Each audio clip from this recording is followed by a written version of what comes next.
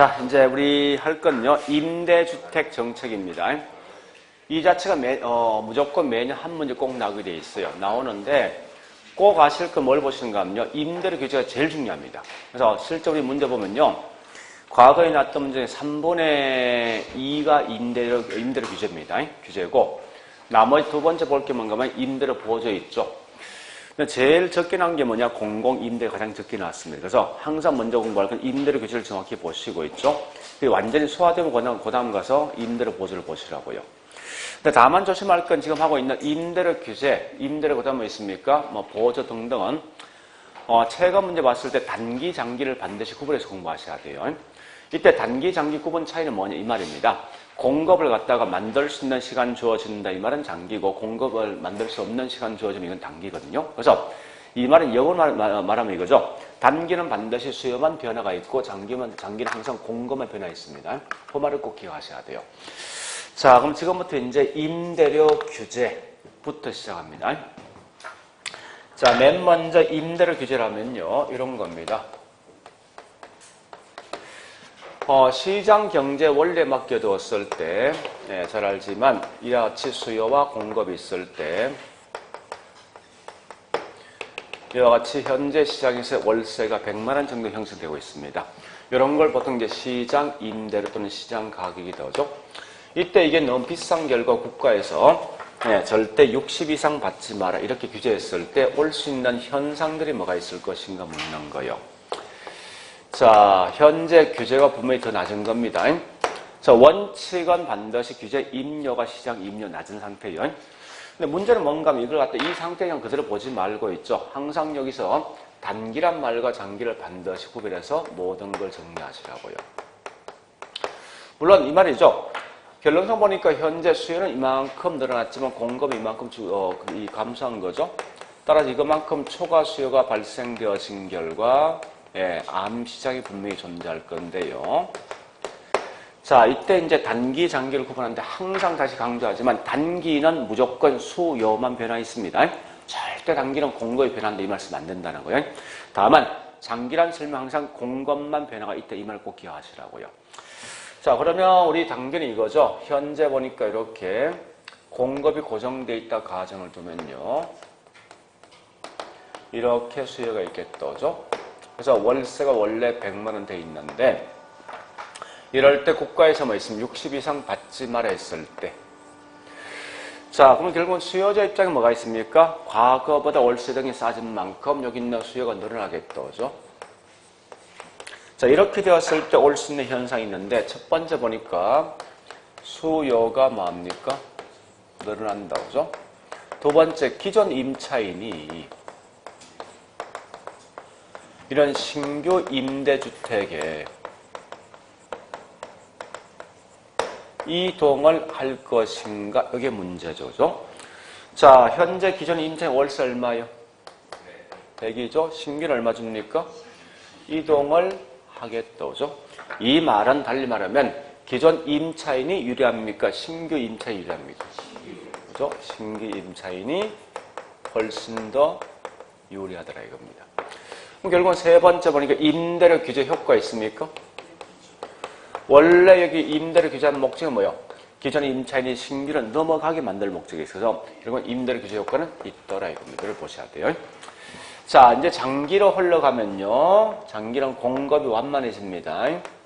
완만해지고 이렇게 수요가 있으면 원래 시장 형성되고 있는 월세가 100인데 국가에서 60 이상 받지 말아 했으니까 이때 이제 올 수 있는 현상인데요.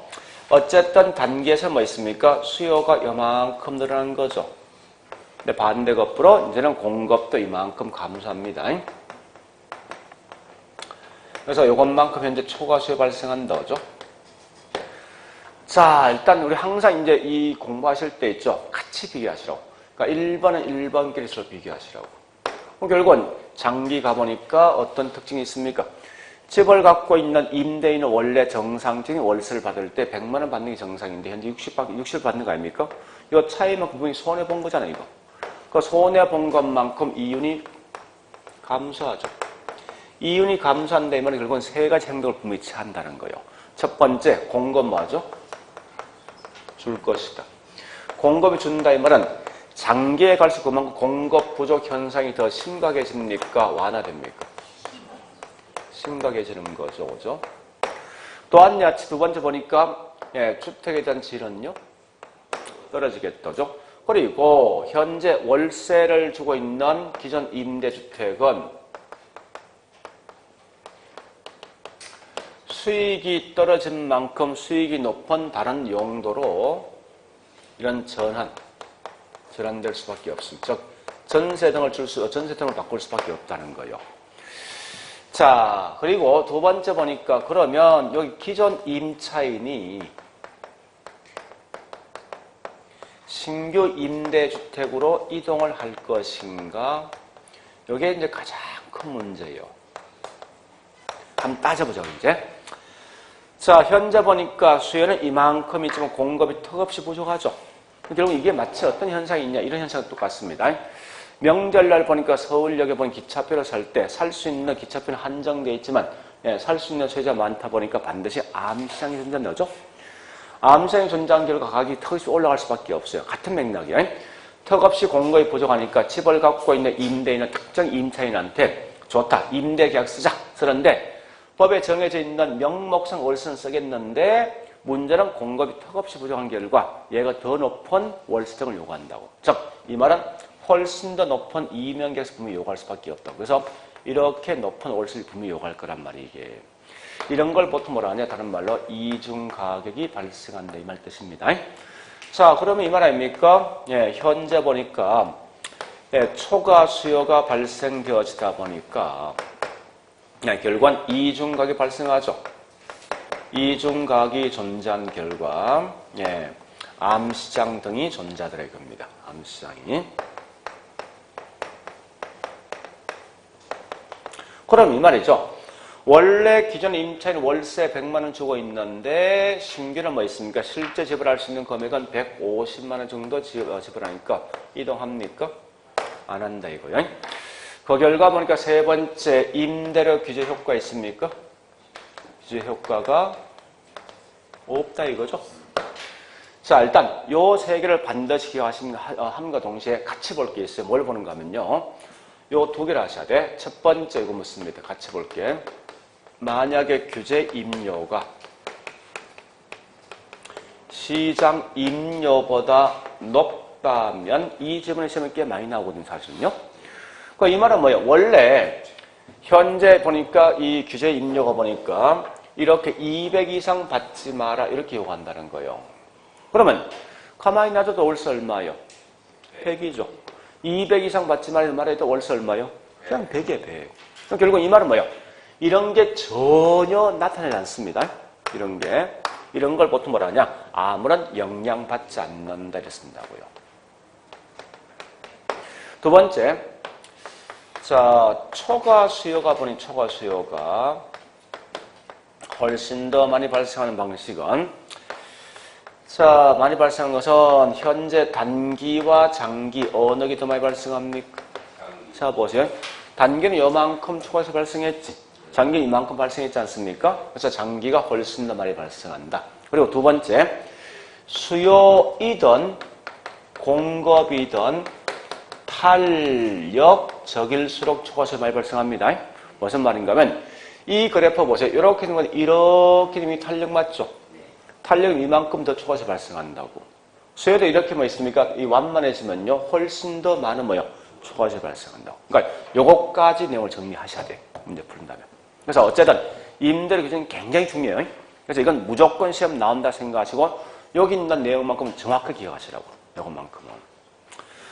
자, 두 번째 방식 갑니다. 두 번째 보니까 보조금 정책.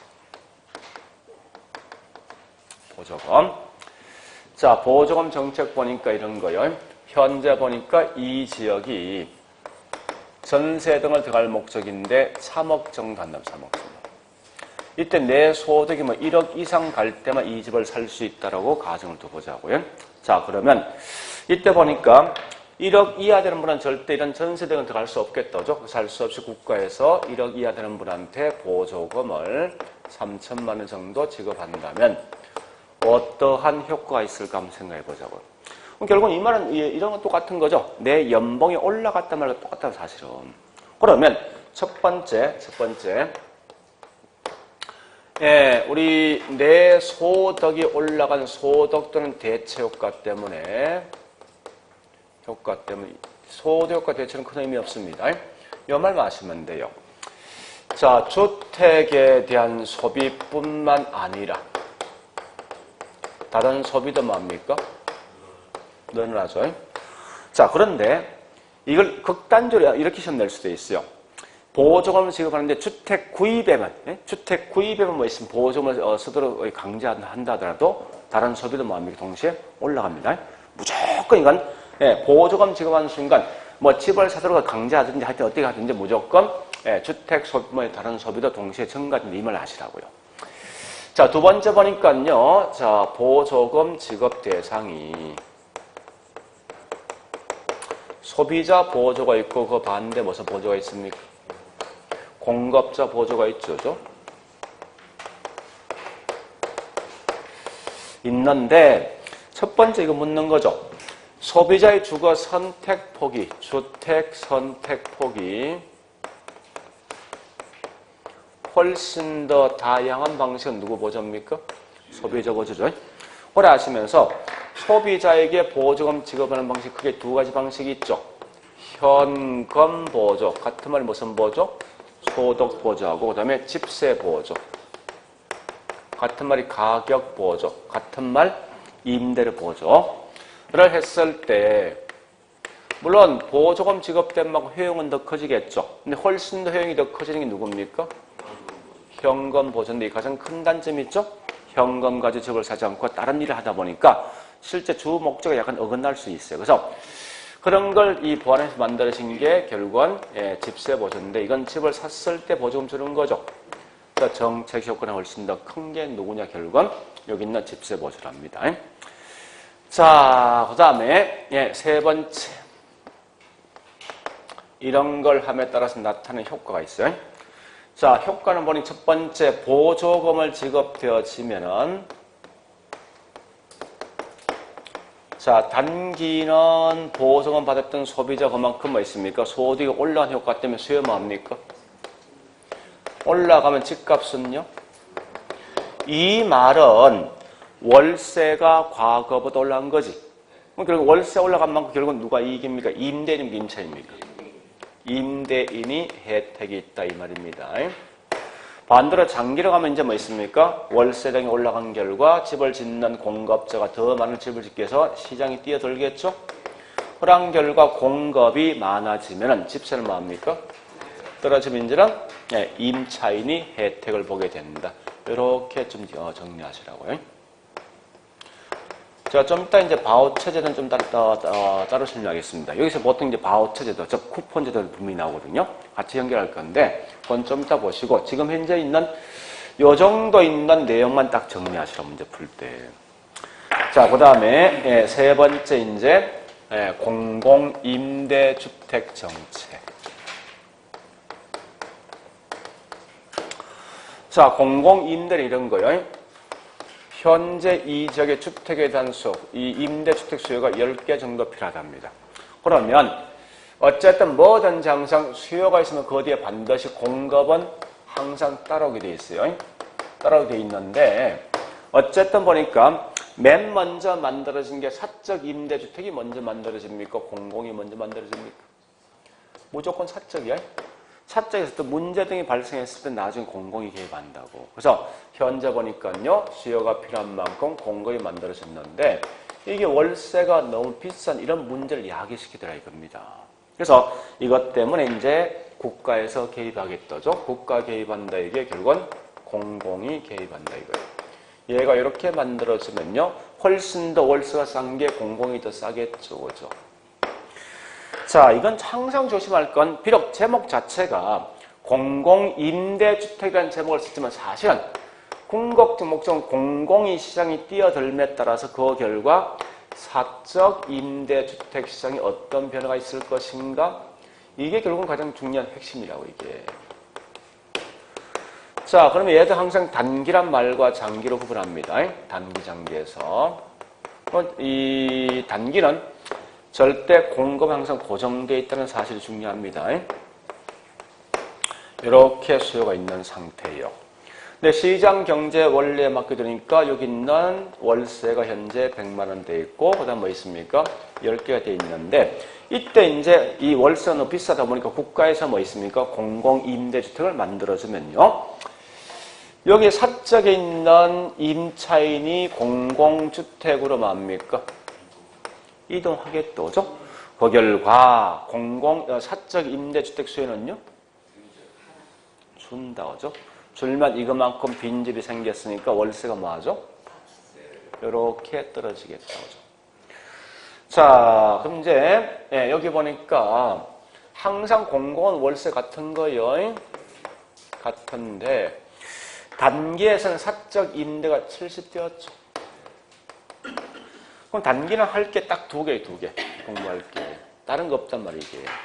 단기는 어쨌든 수요가 뭐합니까? 줄고. 그 다음에 혜택을 보는 게 중요한데요. 자, 최초 있는 월세 100보다 얘들 둘 다 싼 거지. 그죠? 그런 결과 공공임차인과 사적 임차인 둘 다 뭐 있습니까? 혜택을 보게 된다. 이렇게 하시라고. 자, 그럼 이제 장기를 흘러갑니다. 장기로 가보니까, 공급이 완만해지는데,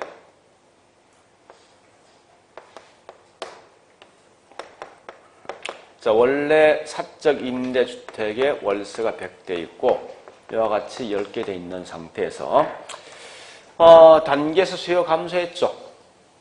한 것만큼 월세가 분명히 떨어졌단 말이에요, 이게. 그건 집을 갖고 있는 임대인들은 원래 정상 이윤 밖에서 월세 100만 원 받을 거 지금 현재 얼마 받고 있습니까? 이것만큼 결국은 손해본 거 아니에요? 그 손해본 것만큼 공급이 어떡합니까? 줄면 월세 올라가죠. 올라가는데 항상 이게 정상윤이 발생될 시점까지 계속 올라간다고 이게. 그럼 이제는 장기는 뭐 있으면 월세 100대겠죠. 그죠? 그런데 어쨌든 이것만큼 현재 공급이 감소한 거예요. 자, 논리성 따지면 이 말입니까? 항상 뭐든지 수요가 있는 만큼 공급이 따라갑니다. 근데 수요가 10개인데 공급은 총 13개죠. 공급이 초과된 거 아니에요? 이때 공급이 감소하는 게 사적 임대주택 공급이 감소합니까? 공공임대주택이 감소하겠습니까? 사적이 감소하죠. 왜? 얘가 비싸니까. 결국은 이 말은 공공이 지어준 세계만큼 분명히 감소할 거예요. 그런 결과 사적은 결국 뭐 있어? 총 7개가 분명히 될 겁니다. 그러면 자, 일단 요 표를 이제 가지고 설명할 거예요. 하는데 장기는 요 할 게 4개. 자, 첫 번째 누가 감소했습니까? 공급이 감소했어요. 자, 바로 혜택 가자고. 자, 혜택을 보니까 누가 혜택이 있는가 하면요. 사적은 원래 있는 이 월세 같단 말이에요, 이게. 얘만 싼 거지. 그죠? 그래서 공공임차인만 혜택 봅니다. 그 다음에 중요한 건 세 번째, 이게 중요하다고. 얘가. 무슨 말인가 하면요. 현재 사적 임대주택은 7개죠. 최종량이. 공공은 3개 돼 있고요. 결국 합치면 10개란 말이에요. 최초 있는 공공이 개입하기 전에 있는 양과 같지. 그래서 이 말은 같은 말이 사회 전체에 있는 주택량은 불변이죠. 이 말 꼭 기억하셔야 돼. 굉장히 중요하니까. 자, 마지막 보니까 이 가격이 몇 개요? 2개지. 그죠? 그러니까 이중 가격이 존재하더라. 요거는 뒤에 이 말 따라옵니다. 보세요. 이중 가격이 존재한 결과 얘는 요것만큼 임대료 차익이 있지. 그러니까 40만 원 이익 본 거죠. 마치 국가에서 보조금 준 효과가 있다. 이런 말이 뒤에 쭉 따라온다, 사실은. 그래서 이와 같이 크게 이제 3가지 내용이 있어요. 이 3개를 반드시 정리하셔야 됩니다. 어쨌든 하시는데, 요 표 한번 만들어 볼까, 이거? 자, 요렇게 좀 만들어 볼게요. 요걸 자꾸 비교하셔. 특히 이제 중요한 거는 보조금하고 규제를 서로 이제 비교하시라고. 얘는 시장 기능이 더 떨어집니다. 얘는 시장이 활성화되는데, 자, 이렇게 일단 표를 한번 만들어 보겠습니다.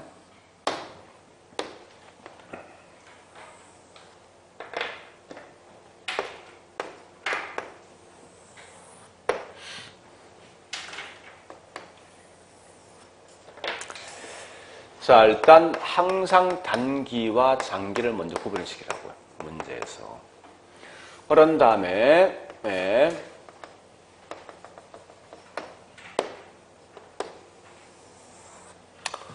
항상 단기는 누가 변화 있습니까? 장기는요? 내려가시라고 항상 뭐든지. 자, 일단 임대를 규제합니다. 단기 수요 뭐합니까? 장기는 공급 뭐합니까? 그 다음에 주택에 대한 질은, 그 다음에 기존 임대주택이 다른 용도로 넘어가죠? 그죠? 이렇게 정리하시고요. 자, 두 번째, 이건 혜택이란 표현은 좀 이상한데 혜택 같이 봐보죠.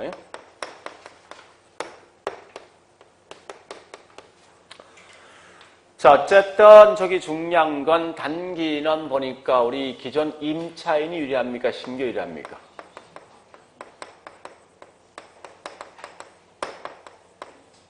신규 유리한 거죠. 이 말은 기존 임차인 신규 임대주택에 이동한다 이 말 뜻이에요. 그래서 그 결과에는 규제 효과 있습니까? 있는 거지. 자, 그 다음에 장기에서 보니까요. 얘는 분명히 뭐 있습니까? 특징이 있을 것이고. 자, 얘는 기존 임차인이 유리하죠. 이 말은 이동을 하지 않는다는 거예요. 표현 자체가. 그래서 얘는 규제 효과 있습니까? 자, 우리 특징에 보니까 어떤 게 있는가 하면요. 첫 번째 보니까 주택의 특징 중에서 요 장기에서는요. 초과 수요 발생하죠. 자, 이때 초과 수요는 분명히 장기가 훨씬 많이 발생합니다. 그 다음에 이중 가격이 있습니까? 네. 같은 암시장 존재하죠? 이렇게 정리하시라고. 다만 얘는 특징이 한 게 있어요. 뭐가 있는가 하면 규제 임료보다도 시장 임료가 더 낮을 때는 아무런 영향받지 않는다. 이 말이 시험 꽤 많이 나오는 문제에서. 자, 그 다음에 보조금. 장기 공급. 자, 보조금 정책에서는요.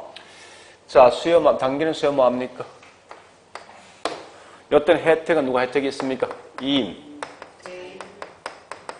대인이죠. 임대인이 혜택이 있습니다. 왜 그러면 수요가 증가되면 가격이 올라가니까 그렇습니다. 자, 장기는 보니까 보조금에서 공급 뭐하죠? 집값은요? 요 가치가 집값은 뭐합니까? 떨어집니다. 그래서 결국은 누가 혜택이 있습니까? 혜택이 있다. 이렇게 보시고요. 자, 특징 두 개 마시면 되겠네. 보조금이 지급되어진 만큼 주택뿐만 아니라 다른 소비가 뭐합니까? 올라가더라. 두 번째, 그냥 가볍게 하죠. 효용적인 측면 누가 더 큽니까? 집세입니까? 현금입니까? 현금 보조죠? 이렇게 정리하시라고요. 자, 공공임대주택은요. 수요만 단계에서. 수요. 장기는 공급. 예 반대 이거야. 통으로. 이렇게 하셔야 돼. 그래서 결국은 단기는 혜택이 누가 있습니까? 혜택은 보니까 공공과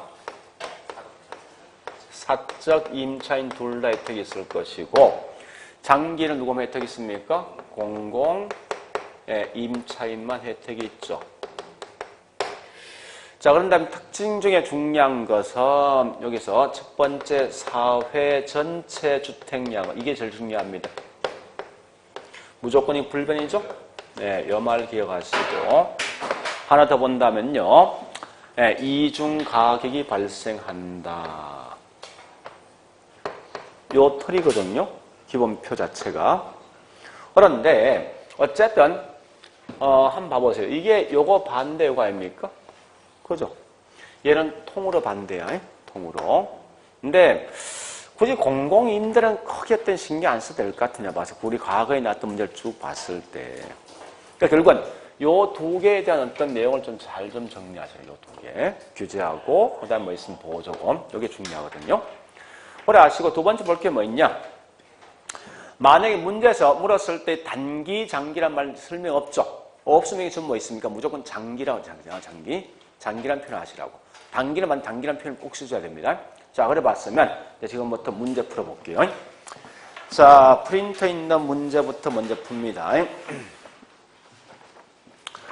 자, 프린터 문제 있는데, 자, 그 중에서, 예, 저기 있는 2페이지, 임대주택 정책 1번.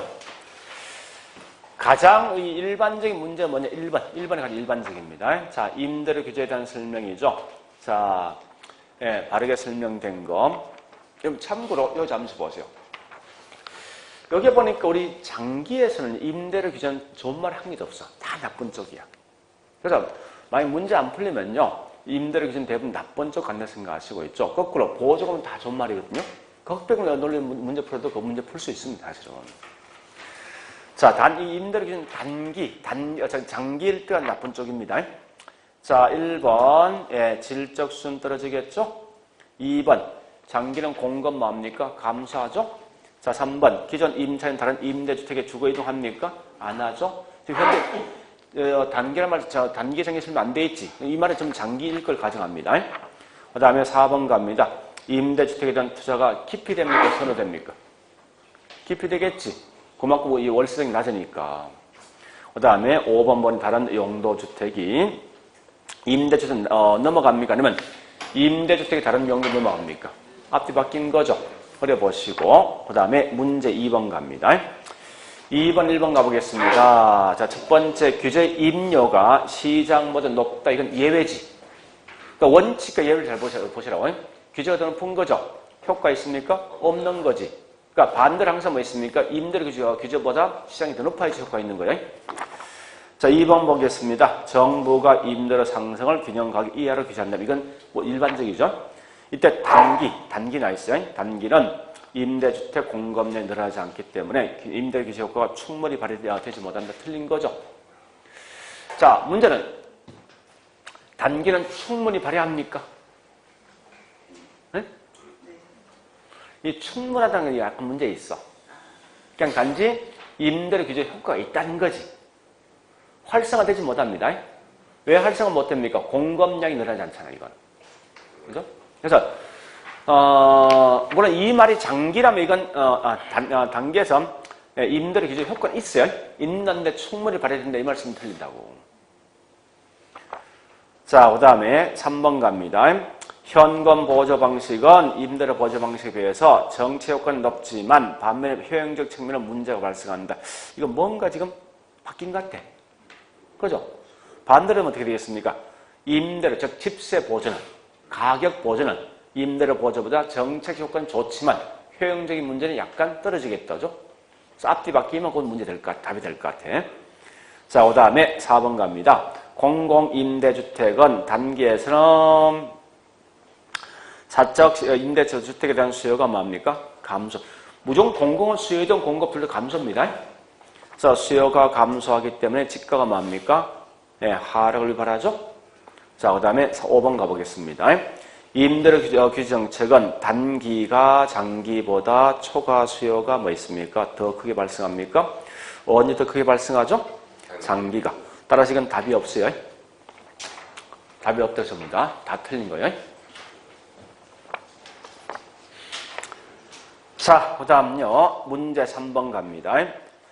정부가 임대주택 정책에 대한 설명이 다 옳은 겁니다. 1번 임대료 규제는 단기는 누가 유리합니까? 신규 임차인 유리하다죠. 2번 갑니다. 공공임대주택은 장기에서 공공주택 거주하고 있는 임차인과 사적 둘 다 혜택 있는 건 단기, 장기? 단기지. 만약 공공임차인만 혜택이 있으면 장기. 자, 3번 소비자 임대료 보조 방식에서 단기예산 주택, 자, 임대료 보조입니다. 단기는 수요 증가지. 가격 올라가죠. 이때 누가 혜택이 있습니까? 임대인이. 자, 4번 가볼게요. 임대료 상한제, 임대료 규제죠. 이중 가격은 단기, 장기. 장기 무조건, 장기. 자, 그 다음에 공급 부족 발생, 이건 장기에 대한 설명이고. 5번 가보겠습니다. 공공임대주택 정책은 장기는 사회 전체에 있는 주택량은요, 불변이죠. 하여튼 그런 내용을 좀 잘 좀 보시고요. 자, 우리 책에 있는 문제를 가볼게요. 문제 갑니다. 자, 25번부터 시작합니다. 129페이지.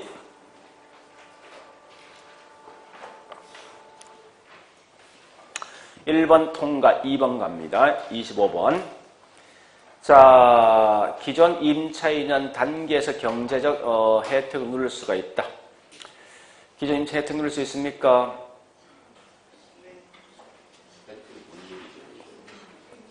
예? 단기는, 기존 임차인 단기적으로 경제적 혜택을 누리게 될 것이다. 맞습니까? 이건 틀린 거죠? 표현, 물론 이제 말은 이해됩니다. 이 말이죠. 이랬어야 되죠. 기존 임차인은 임대료 혜택을 보게 된다면 이건 맞는 거예요. 왜냐하면 넘어가지 않습니까? 그래서 일단 이거 말 표현 좀 약간 애매모호해. 그래서 표현을 쓴다면 이랬어야 되면 기존 임차인은 신규 주택을 넘어갈 수 있는 혜택을 누릴 수 있으면 하자 없습니다. 알고래 보시고 3번 가보겠습니다. 자, 3번은 장기적으로 부동산의 저량 공급량이 감소해서 초과 수요 발생한다. 맞죠? 그죠? 그 저량은 빼버려서 그 말 안 되니까. 단지 공급량이 감소한다. 이렇게 하시면 돼요. 자, 4번 가보겠습니다.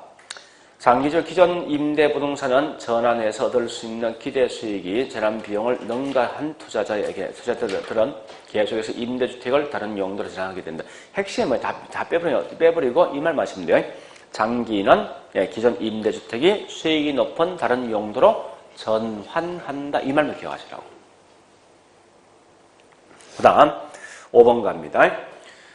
시장 임대료 이하로 규제한다. 이건 일반적이죠. 이럴 때 수요이든 공급이 탄력적일수록 초과 수요가 더 크게 발생되는 거지. 그래 보시고. 자, 그 다음에 26번 풀어보자고요. 이거 이 임대료 규제는 중요하게 다 풀어보자고요. 1번 가보겠습니다. 임대료 규제는 임대 부동산의 질적 저하를 가져올 뿐만 아니라 고소득층에 비해서 저소득층이 훨씬 더 집을 구하기 더 어려워질 것이다. 벌써 이건 표현이 장기죠. 여기 핵심 딱 두 개요. 첫 번째 뭐요? 주택이 질적 저하에 있다. 두 번째, 주택 공급 부족이 더 심각합니까? 완화됩니까? 심각하다. 이걸 이렇게 표현한다고. 자, 그 다음에 2번 갑니다. 기존 임차인들은 이동을 저하시키죠. 이거 장기. 자, 그 다음에 그려보시고 3번 보니까 규제하고 있는 임대료가 시장 균형 임료보다 낮다. 이건 일반적이죠. 일반적인데 그만큼 초과 수요를 발생시켜 부동산 공급 부족이 더 심각해지겠다. 그죠? 자, 그 다음에 네 번째, 규제하는 임료 한도가 시장이 결정된 임료 높다. 이건 예배죠. 예배는 어떤 효과 있습니까? 없어요. 아무런 영향받지 않는 데를 가셔야 됩니다. 자, 5번 가볼게요. 규제로 인해 공급 감소로 암시장이 형성되죠. 그런 결과 이중 가격이 발생되어지겠다. 그죠? 자, 그려보시고. 뒤로 넘어가서 27, 28경 넘어갑니다. 이런 건. 자, 29번 갑니다. 29번. 자, 임대료 보조의 보조. 자, 보조는 무조건 다 좋은 쪽 흘러가야 됩니다. 내용 자체가. 1번. 자, 실질 소득의 증가를 가져옴으로써 쭉 가져오는 게 뭐 있습니까? 임대주택에 대한 양이 증가되겠죠. 그래 보시고 2번 갑니다. 보조하는 방식, 소비자 보조, 생산자 보조가 있죠. 이럴 때면 임대료 보조는 일반적으로 소비자 보조 방식이 될 수 있다. 뭐 하자 없습니다. 자, 3번 갑니다. 보조액만큼 현금 보조하면 이 말은 뭐예요? 묻는 게 집세 보조보다 현금 보조는 이 말 뜻입니다. 이럴 때 효용은 더 커지겠죠? 예, 이 말 대신 정책 효과 더 커져서 틀려요. 자, 그 다음에, 예, 네 번째. 임대를 보조하면 과거보다 더 많은 고가주택을 소비하게 되고, 일단 우리 보조를 주는 방식은 고가, 저가? 저가죠? 예, 일단 그걸 장난친 것 같은 해봐서는. 예, 그만큼 뭐 있습니까? 효용도 그만큼 높게 나타나면 다른 주택에 대한 소비 역시 증가된다. 일단 이건 그냥, 이건 말 장난인데 그냥 쉽게 생각하세요. 보조금을 준 것만큼 주택에 대한 뭐 있습니까? 공급량이 증가, 즉 주택에 대한 소비가 증가되는 반면에 다른 소비도 증가됩니다. 자, 그 다음에 주택 바우처는 임대료 보조 중에 집세 보조의 하나이다. 그럼 바우처란 걸 자 잠시 이 바우처 좀 설명할게요.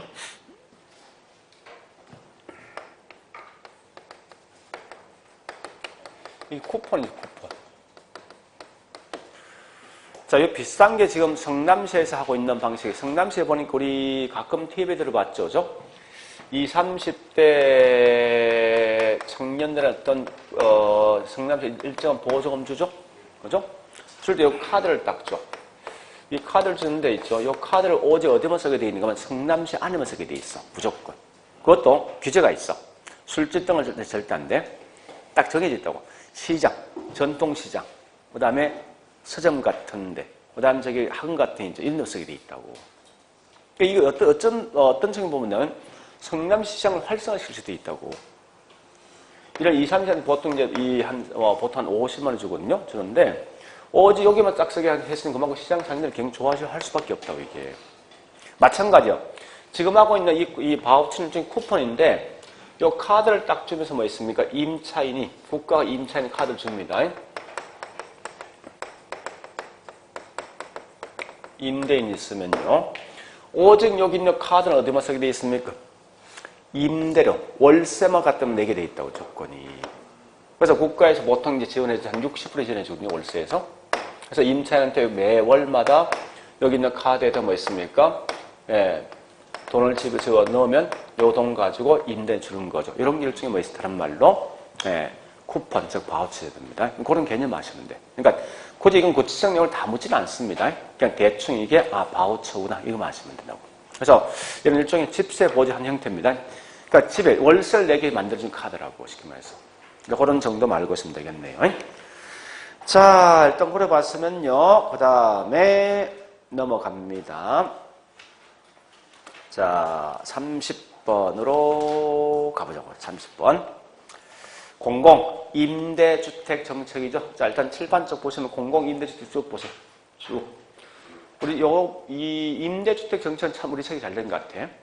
보조금 따로 내놓고, 그 다음에 공공 따로 딱 구분식이 돼 있는데, 자, 쭉 봤죠, 그죠? 자, 봐볼게요, 이제. 1번. 자, 30번 1번. 장기적으로 사적 시장에, 자, 쭉 가서 뭐 있습니까? 자, 정부의 시장 공급한 양과 일치한다. 이 말이 뭐요? 요거 아닙니까? 요거 묻는 거지. 공공주택이 지어준 것만큼 사적 임대주택은 감소한다. 일치하는 거지. 그죠? 그거 묻는 거예요. 이 말은 결국은 이것보다 더 중요하면 그 결과 사회 전체에 있는 주택량은 불변. 이 말이 훨씬 더 깔끔한 말이에요, 사실. 자, 그 다음에 2번 갑니다. 공공주택 건설은 고가주택으로부터 하향료가 되어 온, 예, 저가주택들이 시간이 지나면 점차 하고 황폐화되는 것을 대체하기 위해서 계획되기도 한다. 뭐 크게 어떤 하자는 없는데 그냥 넘어가세요. 이건 큰 의미 없으니까. 그러니까 이 말이에요. 결국은 우리 원래 여가 과정에서 뭐 있으면 신규 주택은 반드시 누구만 가져갑니까? 고소득이지. 그러니까 저소득은 어디서 주택을 공급받습니까? 고가주택이 노후화된 걸 갖고 오는 거잖아. 그러니까 결국 이때는 오히려 뭐 있어? 그 노후화된 주택 갖고 있으면 오히려 이게 설렘 과정을 유발시키거든요. 그래서 그런 걸 대체해서 신규를 만들어주는 거예요. 뭐로써? 공공으로서. 그러니까 그렇게 대체하는 방식도 있을 수가 있다는 말 뜻이. 자, 그 다음에 3번. 사적 임대주택 시장은 단기적으로 공급량은요?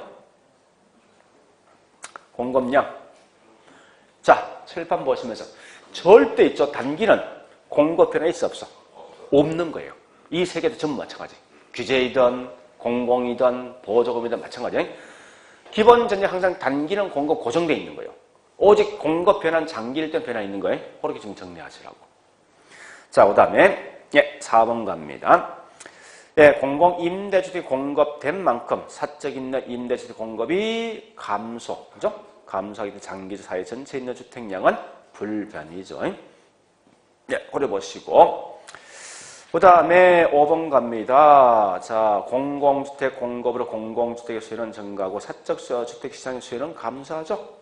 따라서 뒷말이 중요합니다. 그 결과 뭐 있어? 공공임대주택 정책은 기존 임차인들의 이동을 활발하게 하게 만든다. 이 말 마시면 돼. 뒷말이 중요합니다. 자, 그 다음에 이제 31번 가볼게요. 31번은 첫 번째 임대료 보조는 그냥 수요자 지원의 한 형태고, 자, 2번 갑니다. 임대료 보조 대신 동일한 금액 현금 보조를 한 만큼 효용은요 더 커지겠다, 그죠? 3번 보니까 임대료 보조를 받게 되면 저소득층의 주택에 대한 소비가 증가된 이유는 이건 큰 의미 없습니다. 이 말 묻는 거거든요. 요거 대체 또는 소득 효과 때문에 결국 뭐 있습니까? 주택에 대한 소비도 증가되고 다른 소비 증가됩니다. 그냥 그렇게 가볍게 넘어가시라. 이건 큰 의미 갖지 말고. 자, 그 다음요. 4번요.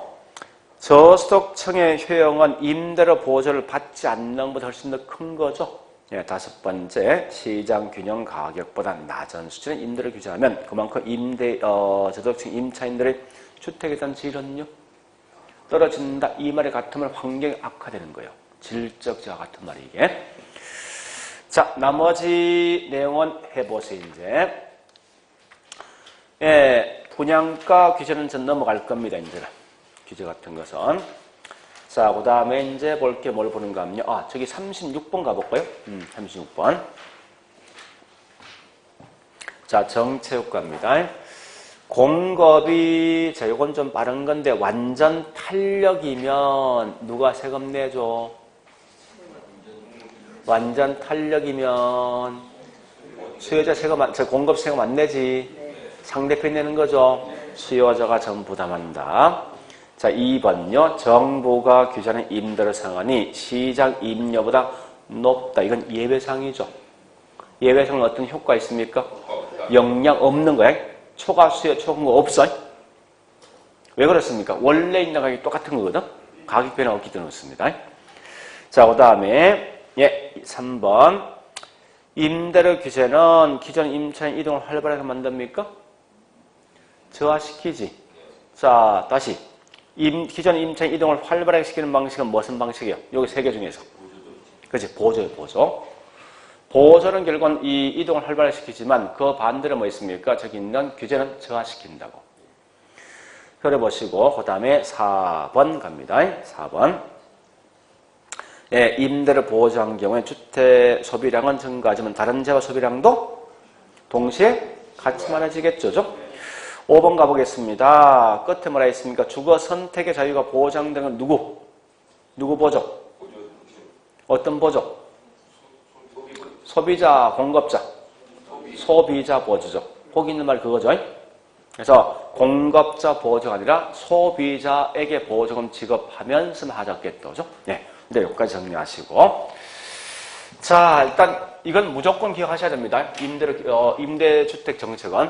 그다음 지금 하고 있는 조세 귀착도 얘는 매년 한 문제 딱 나오게 돼 있어, 문제가. 그러면 조세 귀착은 제일 먼저 볼 게 뭐냐? 이거부터 확인하셔야 돼요. 자, 국가가 우리 요약시 어디 있죠? 몇 페이지죠? 92페이지죠? 자, 국가가 세금을 부과시키죠? 하면 누구한테 부과시킵니까?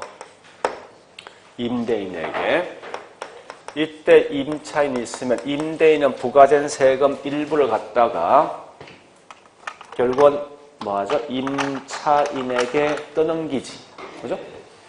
이렇게 넘긴다. 이게 뭐예요? 조세 뭐라고? 전가지. 그래서 마지막 가서 이 세금을 누가 부담할 것인가에 대한 게 뭐죠? 조세기착이지. 자, 조세기착은 제일 중요한 게 이겁니다. 네, 수요와 공급의 상대적 탄력성 크기 차이요. 자, 이것 이해 안 되는 분 이렇게 하자고 이제 여기 보세요. 자, 첫 번째 케이스입니다. 자, 첫 번째. 임대인들은 빈집을 굉장히 많이 갖고, 한 10개 정도 갖고 있어요, 이렇게. 근데 임차인을 보니까 임차인 딱 2명만 있네. 있으면, 한번 따져볼게, 이제. 이럴 때 누가 더 탄력이지? 생각 잘 하셔야 돼, 이거. 자, 다시 해볼게. 얘는 임차인 입장에서 선택의 폭이 다양합니까? 한정돼 있습니까? 다양하지. 그럼 얘가 뭐예요? 그죠? 얘 입장에서 뭐 선택의 폭이 딱 2개밖에 없잖아. 여기 비탄력이지. 그럼 파워력이 더 센 게 임대인입니까? 임차인입니까? 임차인이죠. 그럼 결국 세금 누가 더 많이 내겠습니까? 이거 파워가 더 세거든? 이 말은 뭐야?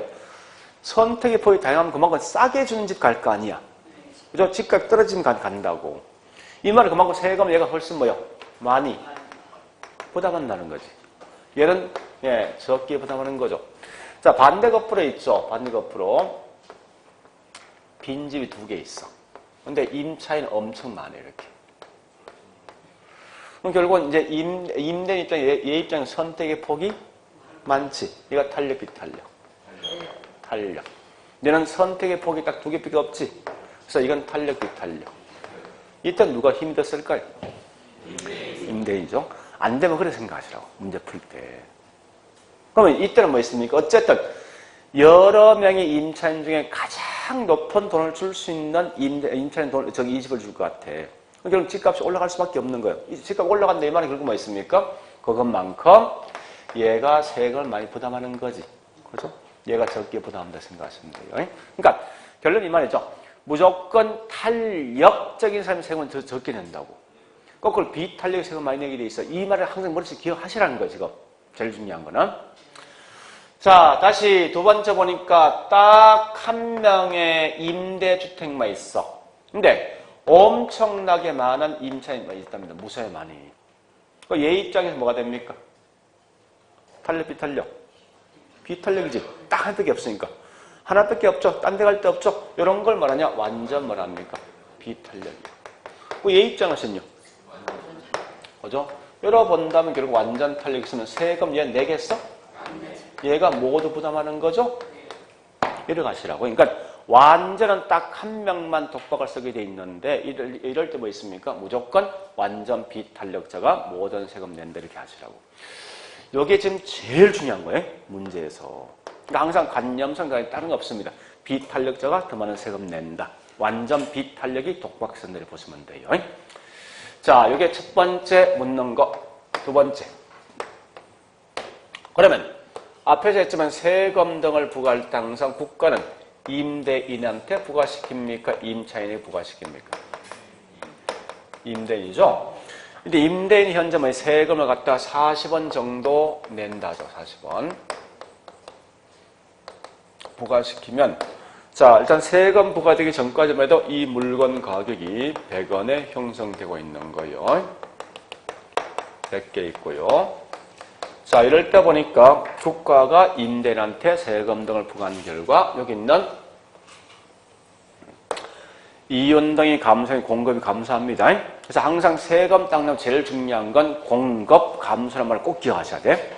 그럼 공급이 감소되면 자동적으로 물건 가격은요. 양은 이게 따라온다면 자동적으로. 그러면 이때 자, 수요자 입장에서 뭐 있습니까? 과거에 100원 주고 사던 걸 이제 120원 주고 사는 거 아닙니까? 그럼 실제 수요자가 지불할 수 있는 지불액은 과거보다 뭐합니까? 올라가죠. 그러면 이 수요자는 이익이 손해요. 100원 주고 사던 걸 120원 주는 거 아니에요? 손해지. 그래서 이 말은 소비자, 즉 수요자 잉여는 뭐한다? 요거 기억하시라고 이제. 그러면 여기 있는 뭐 있습니까? 공급자 입장에서는 120원 받아가지고 세금 40원 내면 실제 자기손 지른금 얼마예요? 80원이죠.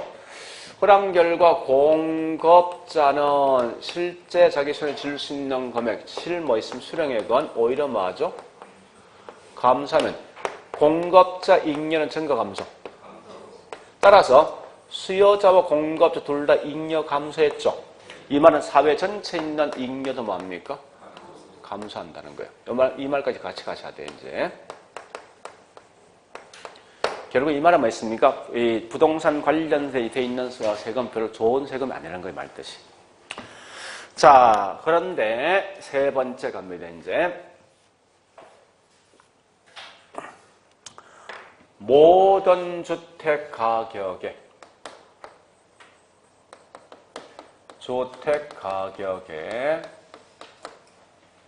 일률적 세율, 같은 말은 뭐죠? 비례세를 부과한다면 어떠한 효과가 있을 것인가 묻는 거죠. 우선세 이거 역진세 성격이 있는 거죠. 절대 이 말 가지고 형평과세란 말 쓰면 안 된다는 거예요. 그래서 역진세 성격이 있으니까 이건 결국은 해결할 수 있는 대책이 분명히 요구될 수밖에 없다고요. 자, 첫 번째 대책 보니까 당연히 누진세, 같은 말 뭐요? 차등과세 또는 공공주택을 대량으로 만들어야 되죠. 이 대량 만드는 이유가 뭐예요? 현재 역진세란 말은 결국은 수요자 중에서 약자가 훨씬 더 세금 많이 낸다 이거죠. 소득이 낮은 분이. 공공주택 결국은 이건 이 저소득층이 가져갈 물건 아닙니까? 이런 걸 만들어주면 따라 저소득이 그만큼 선택의 폭이 다양하죠. 다양하되면 탄력, 비탄력. 탄력화가 되어진 결과 세금이 완화된다 이런 말 뜻이라고. 그래서 우리 보통 시험 내면요. 이렇게 내거든요. 공공주택을 대량으로 건설한 결과 저소득층에게 세금이 증가되는 부분이 완화된다. 이런 말이 항상 뒤에 따라온다, 문제에서. 자, 그 다음에 네 번째 보니까 효율적인 세금 또는 소득에 대한 재분배가 있기 위해서는 누가 세금 더 많이 내야 됩니까? 임대인이죠. 이 말이 뭔지 알죠? 이게 조세의 가장 기본 원칙입니다. 이익 있는 사람한테 세금을 부과하고 능력 있는 자에게 세금 부과시키는 거예요. 그러니까 능력 있고 이익 있는 건 분명히 임대인이거든. 그럼 결국 임대인의 세금을 더 많이 낸다. 이 말은 임대인이 어떨 때? 또는 완전 비탄력일 때. 자, 다섯 번째 양도세만 요걸 좀 정리. 양도세. 이런 보유세는 우리 재산세가 보유세거든요. 근데 이거 문제 낼 때 우리 자꾸 이제 혼돈하는 사람이 있어요. 보유세 양도세 구분하니까요. 자꾸 이 보유세 이쪽이 따라가더라고. 그러니까 재산세란 말 무조건 이쪽이야. 이런 일반적 개념이에요. 이 개념. 보유라 보면 안 된다 이거는. 그래서 항상 볼 때 이건 양도세 한 개 맞겠지. 자꾸 혼돈하니까. 자, 양도세를 강화시키면 사람들은 양도에 대한 부담을 느낀 결과 집을 시장에 내놓겠습니까? 동결되겠죠? 가격은 뭡니까? 올라가면 결국은 투기 발생하죠? 또한 야채 뭐 있는가 하면 이 양돈 집이 매매될 때면 세금 등을 부과할 수 있는 결과 이 원주시가 1년 동안 주택이 어느 정도 매매될 것인가 예측할 수 있습니까? 못한다는 거야. 그러니까 세원 관리가 상당히 곤란하더라. 이렇게 마시라고요. 보유세는 따로 떼어내고. 자, 그런데 이 책에 이 문제 있을지 모르겠는데, 자, 잠시. 요걸 나 같으면 시험 내겠어. 조세 감면과 조세 부과 했을 때 소득에 대한 재분배에 대한 문제예요. 조세 감면 소득에 대한 재분배 효과? 이제 없다.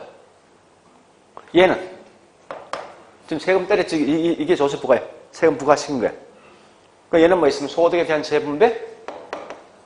있잖아요, 이게. 응? 얘는요. 자, 이거. 세금을 깎아주면 어차피 집은 싼 거예요? 비싼 거 아니에요? 없는 분에 절대 집 못 산단 말이에요. 그러니까 소득, 세금을 깎아준 만큼 오히려 저 있는 분이 뭐야? 더 넓은 집, 더 좋은 집을 더 사게 돼 있다고, 이게. 그래서, 이런 거 혼들하면 안 돼.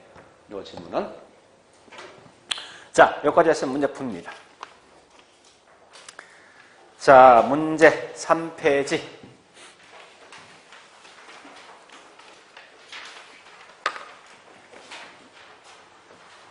1번 조세정책. 자, 1번 토지 공급이 뭐나 있으면 비탄력이지. 비탄력은 누가 세금 더 많이 낸다? 공급자가. 이 말은 아까 설명했지만 효율적, 비효율적이고. 공급자 부담이 크대 효율적, 비효율적. 효율적이지. 그러니까 비효율성을 감소시킨다 이 말이죠. 2번 갑니다.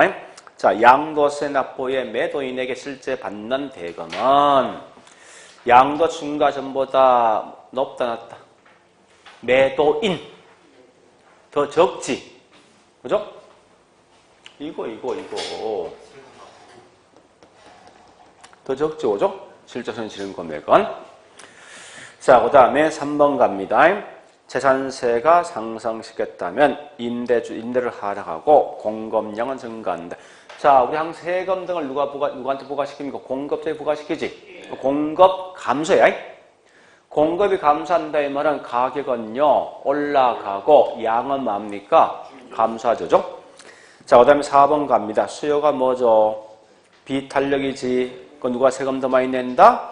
수요자 부담이 더 큰 거예요. 5번 갑니다. 공급이 뭐죠? 완전 비탄력. 모든 세금 누가 내죠? 완전 비탄력자인 공급자죠. 임대인. 자, 그 다음에 문제 2번 갑니다. 2번, 1번 갑니다. 세금 등이 부과되면 수요자의 실질적으로 지불할 수 있는 금액이 올라가죠. 올라가면 만큼 손해 이익. 무조건 손해였어, 무조건. 아니, 보세요. 자, 하여튼 세금 부과하면 다 나쁜 거예요. 다 손실 보는 거예요. 소비자, 그 다음에 생산자, 사회 전체 다 손실 본다고.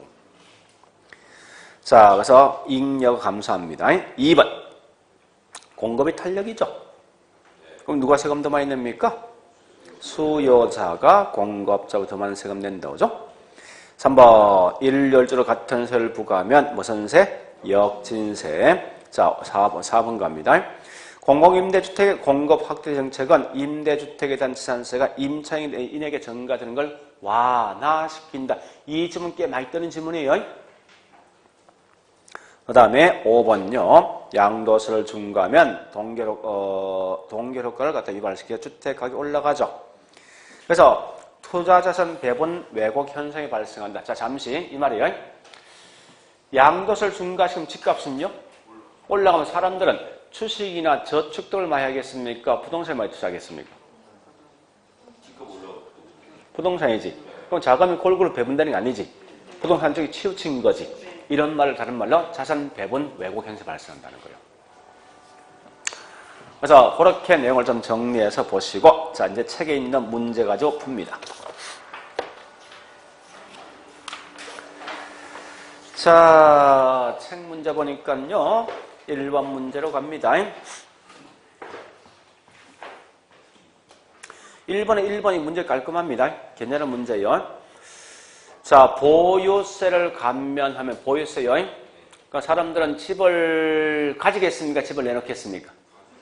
가지겠다. 그죠? 자가 소유를 촉진할 수 있으며 주택 취득세율을 낮추면 주택에 대한 수요는요. 증가되죠. 이 문제 굉장히 괜찮은 문제예요. 좀 기억하시고요. 그 다음에 2번 조세 세금과의 장난치면 결국은 자원 배분 또 소득 재분배 효과가 있을 수 있죠. 요거 말이면 효율적 세금 될 수 있어. 장난치면은 소득에는 재분배 효과도 뭐 있습니까? 누릴 수 있거든요. 그런 거 묻는 문제가. 자, 그다음 3번 조세 증가라는 것은 요거 묻는 거죠. 볼래요? 자, 세금 누구한테 부과시켰지? 임대인한테. 정가했지? 그럼 얘가 세금 안 낸다는 소리 아닙니까? 넘긴 거지. 이런 걸 조세 정가. 자, 그 다음에, 예. 그 4번가요. 4번 절세는 합법적으로 세금 줄인 행위고, 회피는 이게 뭐 있습니까? 예. 비정상인 과정 조세 회피 피하는 방식인데, 이거 과거에 시험 나왔던 질문 그냥 넘어가세요. 자, 5번 가볼게요. 조세 부과는 수요자, 공급자 모두에게 세금 부담하게 하나 상대적으로 가격 탄력성이 작은 쪽은 탄력, 비탄력. 비탄력이죠. 비탄력 세금 더 많이 내겠다죠? 네. 작은 쪽이 더 많은 세금 낸다 이렇게 하시면 돼요. 자, 그래 보시고 넘어갑니다. 자, 문제 3번 가보겠습니다. 3번. 자, 3번에 1번. 공급은 감소하죠. 무조건 세금 부과시면 공급 감소입니다. 그런 결과 가격이 올라가죠? 2번 가볼게요. 임대자는 부과되는 세금 일부를 임차인 증가시키죠? 핵심은 그냥 3번의 핵심이죠? 이때 조세 기착 문제는 뭐야? 수요와 공급의 상대적 탄력성 크게 달라집니다. 자, 4번요. 예, 조세 부과 이후의 사회적 비용은 뭡니까? 후생 손실입니다. 발생할 수 있다. 아까 설명했던 거요. 5번 가보겠습니다. 조세 부과 이후에 조세 정가로 인해서 수요자에게 실질적으로 지불할 수 있는 금액은 지불 금액은 늘어나지. 그죠?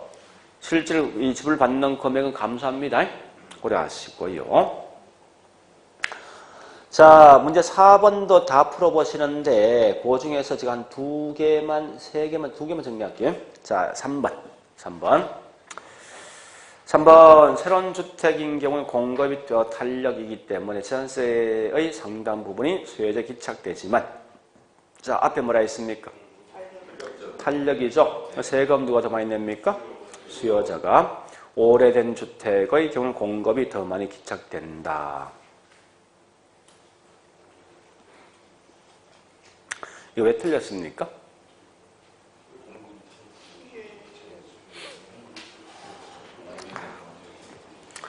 일단은 이거 하여튼 문제를 푸시는데 나중에 이는 제가 따로 걸게요. 이 지문상은 지문상 문제 안 된다고. 근데 이 문제에 대한 의견이 있어요. 자, 볼게요. 여보세요. 우리 전에 이거 한 적 있죠? 고가하고 그 다음에 저가, 그 다음에 신규하고 재고가 있죠? 그러면 수요자 측면과 공급에서 보니까 수요는 탄력, 비탄력. 수요 측면에서 누가 탄력이에요? 얘가 비싼 게 탄력이지. 얘가 비탄력이지. 공급 측 누가 더 탄력입니까? 이거 아니 이거? 그죠? 이 말은 요거 최근에 5년 이내에 만들어진 신규고 그 이전에 만들어진 재고거든요. 어느 게 더 많습니까? 이 더 많지. 남아있는 양이. 그러니까 얘가 탄력이거든. 그러니까 탄력이고 얘가 뭐 있습니까? 현재 비탄력이면 지금 이 문제는 결국은 여기 있는 요 초점을 두고 문제 푼 거예요. 이 초점을 가지고. 그래서 그런 게 결국 여기서 문제가 현재 뭐 있습니까? 새로운 주택은 비탄력이죠. 우리 거기 문제 따라한다면 비탄력인 결과 공급자 부담이 더 크지만 예, 기존 주택은 이 재고 주택은 얘가 탄력 아닙니까? 그래서 공급자 부담이 적다 이렇게 표현한 거예요. 근데 이거는 이렇게 시험 내면 안 돼. 앞에 단서를 달아줘야 된다고.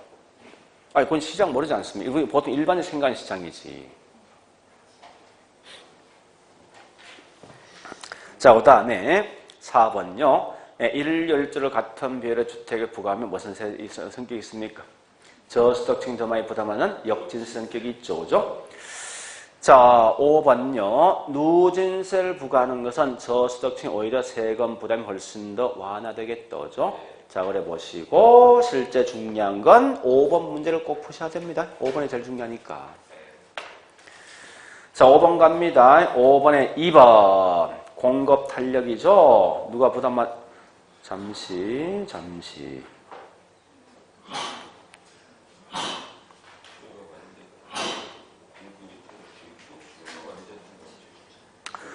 자, 정리할게요. 2번, 3번, 4번 이런 질문은 없습니다. 왜 그런가 하면 잠시 보세요. 무조건 우리는 극단적 개만 내게 돼 있다. 상대편 못 내게 돼 있어. 그러니까 아니 2번 보니까 수요가 뭐요? 그 완전 틀린 그 공급 말하면 안 된다고. 그러니까 이 문제 낸 의도는 이거야. 이렇게 내면 앞에 있는 이런 말이 현혹되지 말고 극단적인 그 값을 따라가라 이런 말 뜻이라고. 이 친구의 시험 낸 목적은 우리 과거에 이렇게 시험 낸 적은 한 번도 없어요. 왜냐면 그 상대편은 원래 시험 안 내게 돼 있거든. 근데 요 낸 목적은 이렇게 내서 내가 어디에 초점을 둘래를 가지고 좀 생각해 보라는 거예요. 그러니까 무조건 극단적인 값을 따라가요. 그 상대편과 전혀 신경 쓸 필요 없으니까. 그래서 현재 2번 보니까 수요가 완전 탄력이죠. 그 모든 세금 누가 낸다? 공급자죠. 3번은 공급이 완전 탄력이죠. 상대편 세금 내지 않습니까? 수요자 부담이죠. 네 번째 보니까 공급이 완전 비탄력이죠. 누가 세금 냅니까? 완전 비탄력 공급자 부담이죠. 자, 그 다음에 5번요. 가격에 대한 수요 탄력성과 공급 탄력성이 동일한 경우 이런 거 있을 수가 없다. 없습니다. 네, 반만 가격인데 있을 수 없어. 아니, 여러분 수요 반대가 뭐예요? 그럼 무조건 반대란 말이에요. 그 수요가 탄력이야. 공급 탄력입니까? 말 안 되잖아요, 이거는. 자, 넘어갑니다. 자, 뒷장에 7번에 1번 헨리 조지 나오죠. 무조건 통과. 얘는 절대 틀린 말 내지 않습니다. 틀린 낼 수가 없어. 그러가 가시고 2번 갑니다. 2번은 공급의 비탄력이면 세금 부담 누가 더 많죠? 공급자지. 그럼 효율적, 비효율적? 효율적이지. 그런 거 마시면 돼요. 자, 그 다음에 3번 수요가 뭐죠? 비탄력이죠. 누가 세금 많이 냅니까? 수요자. 근데 4번 가볼까요? 공급이 비탄력이죠. 누가 부담이 더 커죠? 공급자 부담. 5번 해보시고, 예, 그 정도 보시면 되겠네. 나머지 8번 문제 한번 풀어볼까요? 8번 문제. 자, 8번 1번 갑니다. 유통과세, 즉 우리 유통과세, 우리 양도세는 거래 비용을 증가시켜. 예, 결국은 부동산 시장 위축시킬 수 있으므로 부동산 유통과세 인하는 것이 거래시 수요 탄력성 높여줍니다. 자, 이거 보세요. 이거요.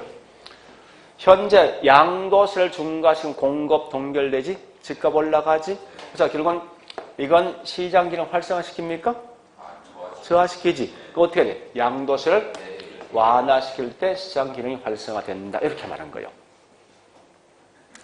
자, 그 다음에 2번요. 같은 거죠. 양도세 공급 위축되는 동결 효과 때문에 주택 가격은 올라갈 수 있다. 그죠?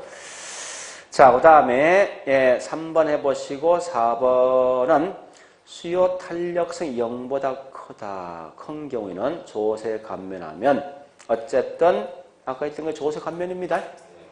있는 분이 더 좋은 거죠. 그죠? 고려하시고. 자, 5번은 보유 가실은 이전 거래 가세에 비해서 부동산 경기에 민감하여 세 수입의 안정성이 낮다. 이런 보유 가시 훨씬 좋은 거 아닙니까? 그죠? 요건 반대로 된 것 같은데? 잠시 말려 볼까요? 여보세요. 집이 2개, 3개 이상 갖고 있는 사람한테 세금을 보유세를 중과시킵니다. 그럼 결국은 그 사람 보유에 대한 뭐 있습니까? 중압감이 있으니까 공급은요 증가되겠지. 집값은 떨어지겠지. 그 다음에 투기 발생합니까? 안 하지. 집이 있는 한 무조건 세금 부과할 수 있거든. 원주시에 있는 집수가 얼마나 알 수 있지 않습니까? 그러니까 세금 걸 용이하거든요. 그래서 보유가시는 뭐 강화시킵니까? 완화시킵니까? 강화할 때 이 활성화. 그럼 거기 있는 말 바꿀게. 거래 이전 과세는 부동산 경기 변동이 민감합니까? 보유과세 민감합니까? 경기 좋아지고 나빠질 때 매매가 많이 늦어지는 거지. 이 거래 유통세 아닙니까 이게? 그러니까 앞뒤 바뀌어야 되지. 유통세는 보유세에 비해서 경기 변동이 아주 민감하기 때문에 결국 뭐 있습니까? 예, 세수입의 안정성이 떨어진다. 앞뒤 바뀌면 돼. 자, 일단 고려보시고, 예, 됐습니다. 거기까지 보시고요. 좀 쉬었다가 이제 투자 넘어갑니다.